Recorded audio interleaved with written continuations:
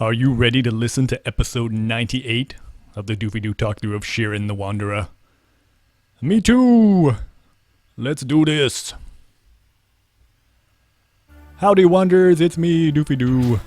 Back in this surprisingly promising phase final puzzle run. What is this? Run number 8. I think I said I average around 1 out of 8 is my winning ratio for phase final puzzle back when I was a lot better at this game, honestly. But it'd be cool if I could win this run. Get it right on the money. Better not jinx myself. Hey, another jar. Very sweet. Jars are very important to ID early in the puzzle. Go ahead and check for hiding real quick. Let's see. Not hiding. It's been a while since I recorded an episode. And it's because the last few weeks have been kind of rough for me. Alright. Could rice ball my herb of victory. I think I'm going to take a risk. Excellent. Not being really careful, but I've got tons of rice balls. I want to conserve the charges of my staff. Last few weeks have been kind of depressing, I want to say, especially because of that shooting in the Charlotte church. That's another reason why I didn't upload the next episode in the Deep Scroll Cave run. I finished that run months ago, but I didn't want to upload it right after the shooting and be like, hey, there's been a terrible shooting. Guess what? I'm going to lecture you about what's right and wrong in morality. That'd be kind of a douche move. So I waited. And also, although it's clearly not on the same scale as far as being a tragedy, I watched a couple really sad movies. I watched a movie called Me, Earl, and the Dying Girl. Hey, I ID'd the Herb of Revival too. This is a great start. Base final puzzle. I'm IDing a lot of really crucial items. But Me, Earl, and the Dying Girl is incredibly sad at the end. It's kind of like a hipster version of that Fault in Our Stars movie, which I hated. I couldn't even make it through like half an hour of that movie because the guy in that movie is so annoyingly cheerful. I just wanted to punch him. I don't know, maybe it gets better later on, I'll never know because it's too annoying in the beginning. But the acting and cinematography and music are much, much better in Me, Earl, and the Dying Girl, even though the plot is still kind of cheesy. And that movie just gut punches you at the end. Like 1, 2, 3 with feels. I was just sobbing uncontrollably like a small child by the end of that movie. If you're ever in the Washington DC area at like an artsy theater like E Street and you see a lone Asianish man in the front left seat crying, crying his eyes out and hoping no one notices, that is your friend and compatriot Doofy Doo. No matter how manipulative and cheesy and corny a sad scene in a movie is, I will almost always start crying. Even a kid's movie like The Iron Giant or Up. I cry at the end of The Iron Giant every single time. Alright. Found an armband. Might as well eat one of my rice balls. The anti-drain armband is pretty good, so I don't want to risk this armband being cursed and not being able to put on the anti-drain armband. I'm going to go ahead and wait and ID this armband later. Yeah, I cry at the end of Iron Giant every time when he says Superman. I cry at the beginning of Up every time. So I was just crying like crazy. This movie is designed to be sad and touching at the end, and it got me. It got me bad. So I was thinking like, oh, okay, I saw this really sad movie. I'm going to watch a kid's movie now. And I watched Inside Out, the new Pixar movie, which is about average by Pixar standards. It doesn't really take advantage of its premise very well. But again, that movie is very touching and manipulatively sad in some scenes. Alright, I got a holding jar. Alright, I don't have to check for rotten traps anymore. Notice how I saved one big rice ball. Because I don't want to put all my chickens in one basket. Wait, that's not how that goes. I don't want to put all my eggs in one basket. I like to save one big rice ball just in case something terrible happens with the rice changer. I won't starve to death immediately. Hey, an unequipped trap. Alright, this is a good chance to test out this armband. It's not cursed, that's good. Oh no. Or rather, maybe, oh yes. This is a happy armband. So this is one of the best, easiest phase final puzzle runs I've ever had. And I talked about money a little bit last episode, or started talking about money. Just like it's really important in real life to have knowledge early on when it comes to money, it's really important in Shiren the Wanderer to have knowledge early on, to know about the identity of items, because that's what's really holding you back, not knowing what items are. The items are actually amazing if you knew what they were. A lot of people starting out playing Face Final Puzzle think that a good beginning to Face Final Puzzle, would help if I swing my sword in the right direction.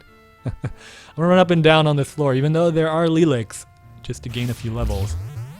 Oh, and there's a sped up Lelic. Better be careful. Alright. Paralyzed stuff, that's good. Oh no! Whew. Got lucky. That Skull Mage knocked a sped up Lelic into me. That could have been ugly. I would have felt like a moron if I got killed by that. I am going to run up and down and gain some levels, even though it's a little bit dangerous on this floor. There are Lelics. I think there's Rice Changers too. But it's kind of the end of the... Oh, there we go. Speak of the Rice Changer. Hopefully it won't... Oh my freaking god. Are you serious? Doofy. Doofy, why? Why didn't you swing the staff? You had a procrastinatron and a paralyzed staff. Oh my god. Wasting presses on my Cairo. The designers of Shiren the Wanderer, so smart, so smart. I got greedy for experience and levels. And then I paid the price. I lost 4 rice balls, and a holding jar, and an herb of victory. All for 1 rice ball. That was just arrogance and hubris and carelessness all wrapped up into one. Should have used my staff. I was getting greedy. I was like, oh, I don't have to use my staff. I bet I can one-hit this Rice Changer. I've been leveling up so much.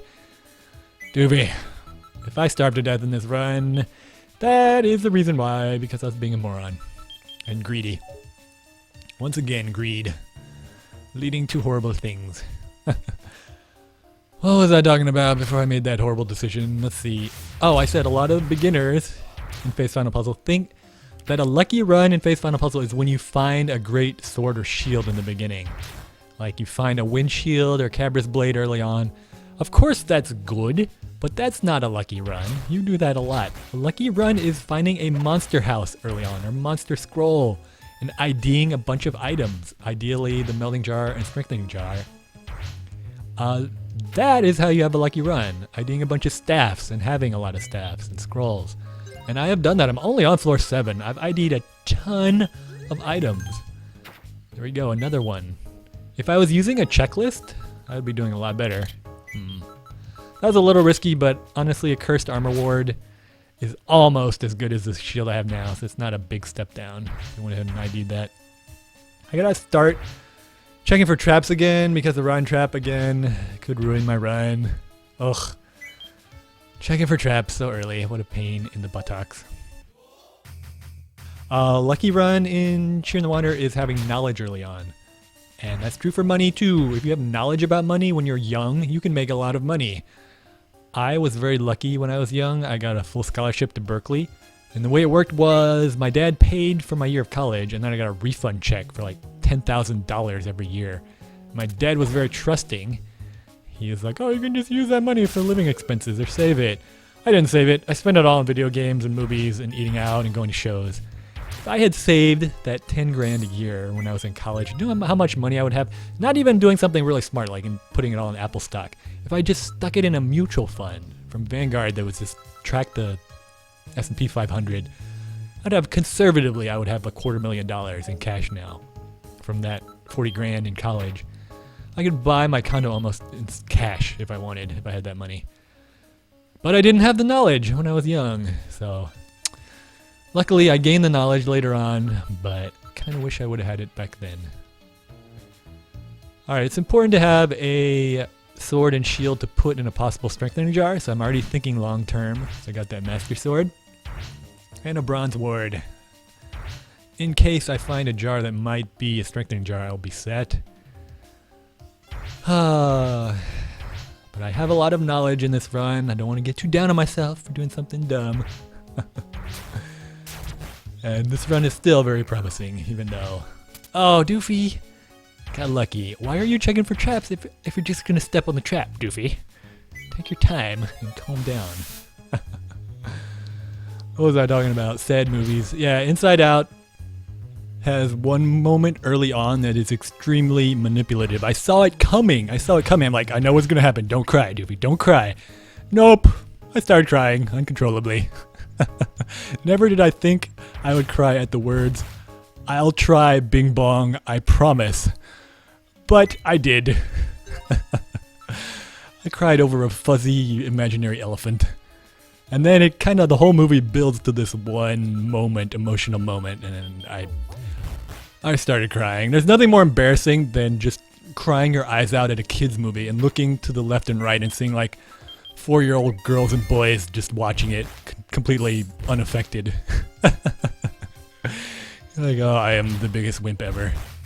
That's why whenever I go out on a date, I never go to a sad movie. I read the review first. I'm like, is this a sad movie? Because I can't let someone see. There's like letting a single manly tear roll down your face. Most women appreciate that. And then there's just like crying until like snot is running out of your nose. And most women do not appreciate that. So I have to be really careful. So anyway, shooting in Charlotte, 2 really sad movies. I was working a ton of overtime, midnight shifts. And when I work a midnight shift, I'm just out of it the next day. Because you have to work from like midnight to 8 a.m. So my brain was not in a spot where I was able to play Face Final Puzzle. And apparently it's not exactly in that spot now, because I'm making some really silly mistakes. But this run is so lucky, and I have so many items, I've ID'd so many items, I'm ludicrously over-leveled, that I think this run can withstand some mistakes. So I'm going to continue playing like a moron. I don't think I'm going to check every space for traps just yet. Even though a single rotten trap could potentially kill me, it's too early. I just can't do it. I can't do it. So if I step on a rotten trap and end up screwing this entire run over, I guess I should. I don't know, I'm a little conflicted because it's kind of annoying for me to check every space for traps for 90 floors if I start now. Another armband could be something good. Let's see, I might as well ID these scrolls. It's the worst that can happen. Okay, that's the worst that can happen. Oh, and the stupidity continues. But it's alright, I can do this. You can do this, Doofy. I think that's the soldier ant. If you pay attention to the sound when they swing their weapon, you can usually kind of tell what they are. Alright, I don't know. I'm making a lot of silly decisions here, but I did ID the scroll of explosion, so I'm getting rid of a lot of bad scrolls. Gotta look at it in a positive light. Yeah, after watching those sad movies and having this shooting, I wasn't in a mental space to play Face Final Puzzle, but now I'm kind of there. Although evidence suggests otherwise, I think I'll be alright. So I think I'm gonna try to make it to the next floor. Hunger is still doing alright. Make it to the next floor and then I will save, and I think I will try to do another episode. 2 episodes a week? That's madness. But yeah, I'll go ahead and play one more episode. Let's see what this scroll is. Oh, well, that's a good trade, honestly, because I'm a little low on rice balls. So, I made it to floor 10, 10% of the way through the dungeon. Good space to save. I don't trust myself around spiky bombs right now, honestly. Alright, I'll see you soon. I'll make one more episode. See you then. Bye.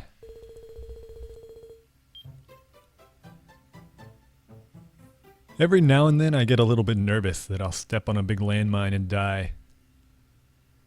Every now and then I get a little bit arrogant, and then I get a nasty surprise. Use a staff, Doofy.